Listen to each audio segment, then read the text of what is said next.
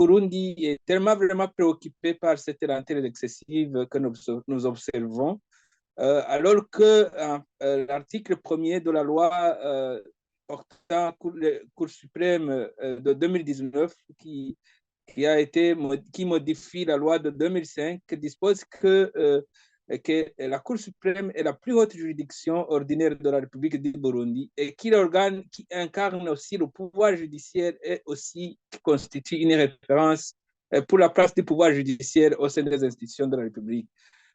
Donc, la Cour suprême est une référence par rapport aux autres juridictions du rang inférieur.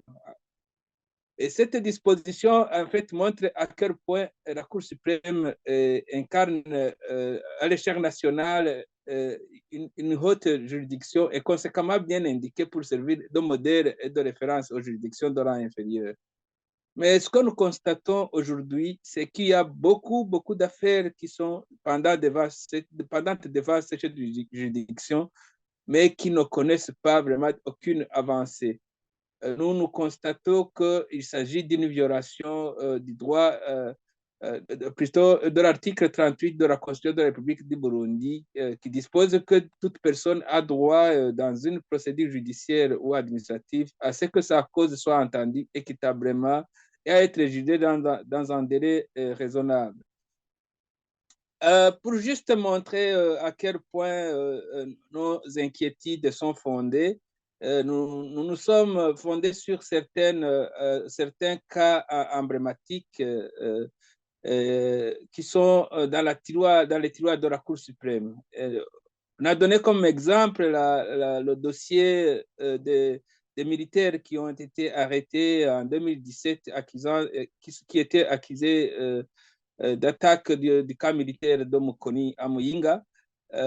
Ils ont saisi la Cour suprême du Burundi le 8 février 2018, mais qui n'ont jusqu'à présent été entendus par la Cour suprême siégeant en chambre de cassation sous le numéro EPC 3796 ou 3795.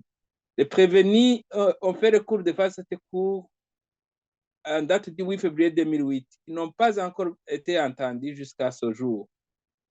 Donc, vous constatez, ce n'est pas que cette affaire a été donnée à titre illustratif, il y a d'autres affaires. Nous avons aussi constaté qu'il y a beaucoup d'affaires qui prennent même plus de 3 mois, voire même 9 mois en délibéré, alors que normalement, les délais légaux sont de 60 jours.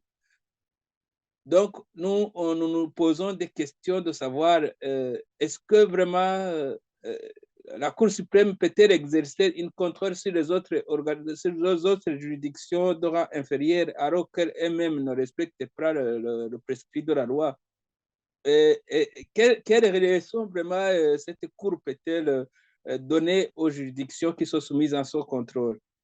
Et légitimement, on peut se donner la réponse que c'est la raison du non-respect des délais et du désordre qui est récurrent dans les juridictions du Burundi.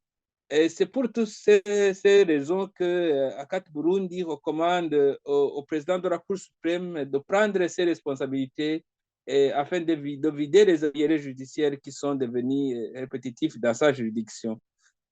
Cela légitimerait son autorité et éviterait le dysfonctionnement de l'appareil judiciaire. Nous demandons aussi au Conseil supérieur de la magistrature de se saisir de cette question en tant que plus haute instance chargée de veiller à la bonne administration de la justice.